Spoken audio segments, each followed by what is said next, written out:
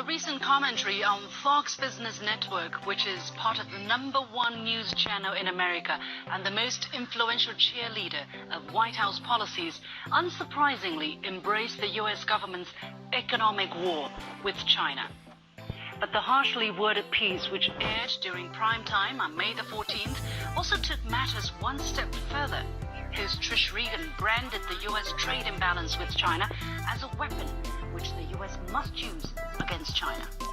Beyond claiming that China continues to prosper at our expense, Regan blamed 3 times the Chinese for stealing billions from the Americans. According to her, we don't really have a choice but to wage this war. Words have consequences. Her economic warmongering reaches millions of Americans in their homes and possibly many others around the world. And given the close, almost symbiotic relationship that the Fox channel has with the current U.S. administration, it's fair to say she also speaks for Trump's America. She portrays America as the real victim here, implying that previous U.S. administrations were somehow suckered by the scheming Chinese. She's so sure of U.S. victimhood, so indignant, that her eyes practically spit fire. If you were an American who didn't know any better, you too might clench your fists and pound the wall.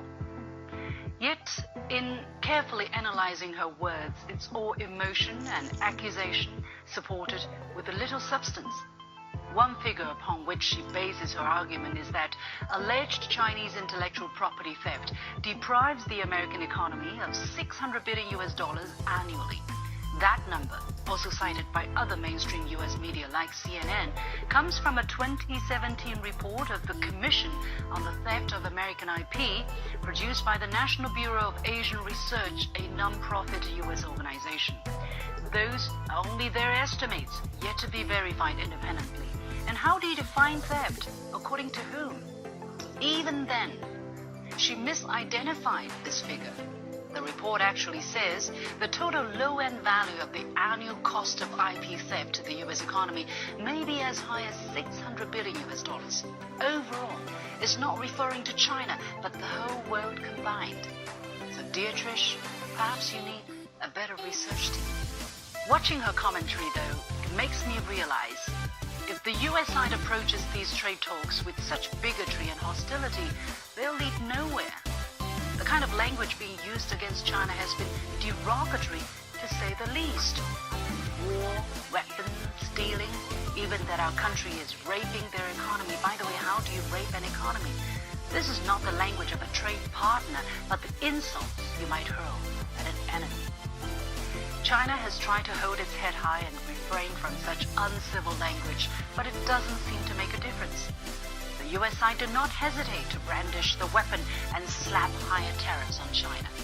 Now, 1 year after the trade frictions first erupted, China itself is finally calling this a trade war. Can you negotiate with people who cross the line of decency? I don't think so.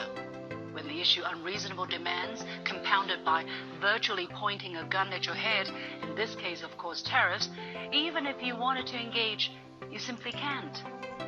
The U.S. now admits or even brags about this approach. On May the 19th, in an interview broadcast on Fox, yes, that same channel, President Trump said he told Chinese President Xi Jinping, don't expect a 50-50 deal. It has to be a deal in favor of America. Well, this is the 21st century. The days when you could arm twist a country to accept unequal treaties ended long ago. The Chinese people rejected such treaties back then and will do so today as well. For people like Trish Regan or anyone else who thinks that economics should be weaponized against China, they'll be disappointed. Two can play at that game. Nevertheless, China will remain the adult in the room. Unless the U.S. side returns to civility and treats China as an equal, it's impossible to pursue productive trade talks. I get it. I'm just a girl, right? I'm just an American girl.